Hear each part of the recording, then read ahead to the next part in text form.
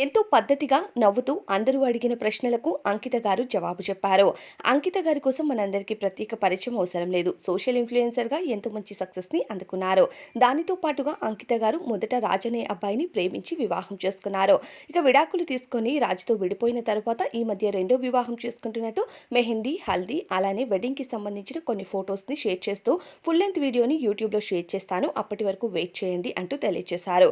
ఇక విడాకుల తరువాత రాజ్ గారు కూడా ఇన్‌స్టాగ్రామ్‌లో యాక్టివ్‌గా ఉండేవారు.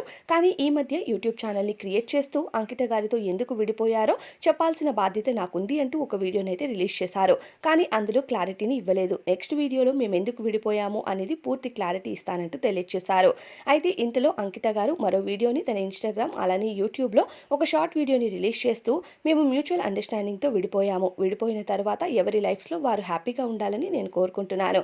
ఎందుకంటే ప్రస్తుతం నేను ఫ్యామిలీతో కానీ నా లైఫ్‌లో నేను చాలా హ్యాపీగా ఉన్నాను. నాలానే అందరూ హ్యాపీగా ఉండాలని కోరుకుంటున్నాను. ఇక నా యూట్యూబ్ ఛానల్ కోసం నేను చాలా కష్టపడ్డాను. కష్టపడి నేను ఇక్కడి వరకు ఎదిగాను. అలానే అందరూ కష్టపడి వారి లైఫ్‌లో హ్యాపీగా ఎక్కడ ఉన్నా అందరూ మనసులో నవ్వుతూ ఉన్న ఉండాలి. మాటని నేనైతే తెలియచేశారు. ఎప్పుడు అయితే అందరి నేను కోసం కొన్ని అదే వీడియోస్ కోరుకుంటానని, చూసానండి. ఆ చాలా వీడియోస్‌లో హ్యాపీగా రాంగ్ పోర్ట్రే అయ్యి నా కోసం తప్పుగా మాట్లాడినప్పుడు మాత్రమే నేను రియాక్ట్ అవుతానని, అప్పటి వరకు నేను ఎవరి కోసం తప్పుగా మాట్లాడనంటూ తెలియజేశారు. మరి దీనిపై అభిప్రాయం ఏంటో కామెంట్స్‌లో చెప్పండి.